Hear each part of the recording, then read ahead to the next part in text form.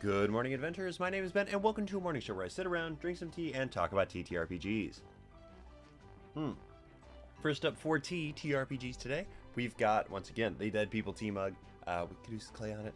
Love it. One of my favorite mugs that I own. And inside of it, we have the Iron Goddess of Mercy Oolong tea from the Spice and Tea Exchange.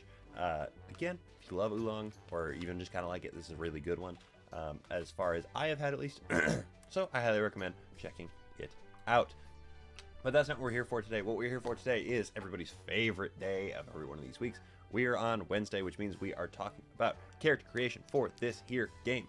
And I'm really excited to go ahead and crack this one open and get to talking about it with you. So let's go ahead and let's just dive straight on in, shall we? First things first, let's talk about creating your spirit. So as a reminder, there are two different facets to your character in this game, the spirit and the shadow. They occupy different sort of spheres for you here. So we're going to need to run through both of them as we go through this. First and foremost, when you're creating your spirit, you select a name. That seems pretty obvious, but it's important in this one because spirits can have died basically at any point in time, either past, present, or future. Don't forget about that. And their names may come from basically anywhere. It could be their name in life. It could not be as well. That is the other thing. Oftentimes, when they just die, they will be using their immediate name, or their immediate name from life, because it is the one that is familiar to them. But it can morph and change as you go through your journey in ink.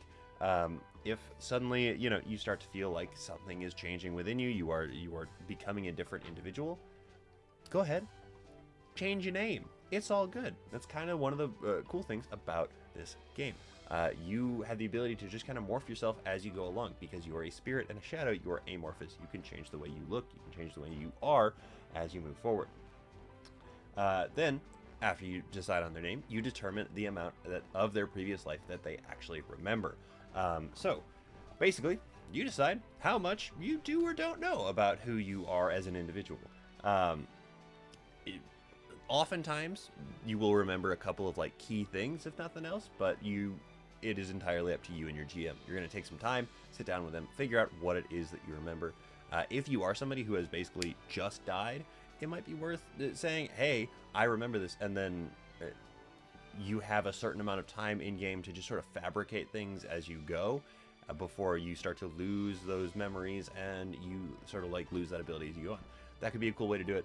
But again, totally up to you and your GM, however you guys end up wanting to play it. You determine your spirit's burden. So this is part of why you are here, basically. Every one of the spirits in ink is held back by a burden that weighed on them in their former lives. Resolving it or coming to peace with it is how you basically have character growth within the game. It's also the only way that you can escape the ink ultimately. So the goal of the game is to escape the ink, to come to peace with it. And when I say escape, I don't necessarily mean go back to life. I mean move on for peace, because the ink is basically purgatory for you as a character. So you don't necessarily know everybody else's burden, but you are, as a concept and as a goal, trying to help everybody else accomplish theirs. It is up to you how secret you want to keep it, but it is, again, the thing that is going to be driving you, is the thing that's going to be motivating you to resolve, so that you can actually move on and relieve your soul from where you are stuck. Then you're going to go ahead and select 3 skills that you have retained while you are in the ink. Now, that can be basically anything. There is a list of skills in the back of the book. There are 6 mental and 6 physical skills. They are entirely up to you on if you want to use those or if you want to create your own with the help of your GM. But skills are going to be a really important piece of the game when you are actually going through and playing the game, because when you are your spirit and you are making skill checks, you're going to go ahead and you roll your 2d6, and if you have a skill in that associated thing that you're trying to roll against, you will go ahead and you'll add an additional +2, obviously drastically increasing the chances of success for you in that moment. So that is everything you need to like actually create your spirit. Again, you can choose what they look like. It doesn't really matter. You can change it as you go. Entirely up to you It can be a plot point as things change. Totally up to you. So let's go ahead and let's crack into creating a shadow here. This is the opposite side of that coin, the much more animalistic, violent side. So, in creating a shadow, the first thing you need to do is decide on your cause of death from when you were alive. The idea here is that your cause of death is going to be the thing that kind of determines a lot of the staying power of your shadow in this moment. In here it says that shadows are born from the trauma of death. So basically your shadow is going to be related to the way that you died in life. It could be that there is like physical markings on it with regard to those. It could be that you have specific powers related to how you died. It could be that you maintain some kind of fear for that. Whatever it is going to be what it is that is. It is going to be what created the shadow, basically at its core, because the death is what fragments the single individual into the spirit and shadow. Obviously, there are examples in the book. There always are. But you can make up your own entirely if you want to. So up to you how you want that to be and manifest, and talk to your GM about it, and it'll be a really interesting piece of character growth for you in there. Select a form. They are shadows, can manifest again in basically any way you want them to, but they have 6 rough forms. The forms being basically their combat forms. You pick the form that you want to have, and we'll run through those in just a second here. And then you go ahead and you can adjust the way it looks off of that, but those are what you are going to be sort of going with from the jump. You determine your starting powers. You start out with only the powers that you get from your actual form, but as you move forward and die and evolve and level up as you go forward, you will be able to get additional powers. Powers, again, all in the back of this book. Chapter 5 of this book is fantastic. Chapter 4 of this book, also fantastic. Chapter 4 is all the monsters and stuff like that. Chapter 5, all kinds of really, really helpful tables we'll run through tomorrow, I'm sure. And then determine starting stamina, defense, and damage. Again, the shadow form will go ahead and they will give you that. And also, just because we haven't really gotten to this at any point here, I do want to just take a second and point out the art style of this book. It's amazing. Obviously, you saw it on the cover when I was waving it around for the last couple days. But the art in this book is just gorgeous. It's phenomenal. It's absolutely incredible. I love it. I really do love it.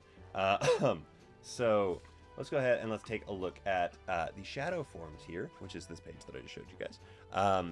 They are in the order that they're presented here. They are Lucid, Fen, Thana, Bastion, Odisso, and Monmon. So each one of them comes with their own kind of thing. Let's go ahead and let's take a look at them real fast. Again, this one line of text here is your stat block, basically. It's, again, very stripped down, very different. But that's okay. So your base stamina for... Yeah, let's just go ahead and go through each one of them. Lucid, base stamina, which again is your health, is 5. Base defense, which is basically your AC, is 7. And your base damage is 1d6 plus 1 frailty tag. So you would, if you beat the base defense, you go ahead and you roll your 1d6, and you add a frailty tag to that monster that will take effect at usually the start of the next turn. And your starting power is Screech. Now again, we have not talked about powers really because they are later on in the book, but we'll get into them, I promise. But you start with Screech, and then you can build off your powers from there.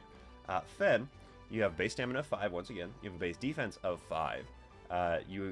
Your base damage is 1d6 plus 1 poison tag, and your starting power is Tincture. Thana is a base stamina of 5, base defense of 5. Your base damage is 2d6 plus 1 burn, and your starting power is Combust. So this is the first one where we get a big like spike in something where you are dealing 2d6 instead of 1d6.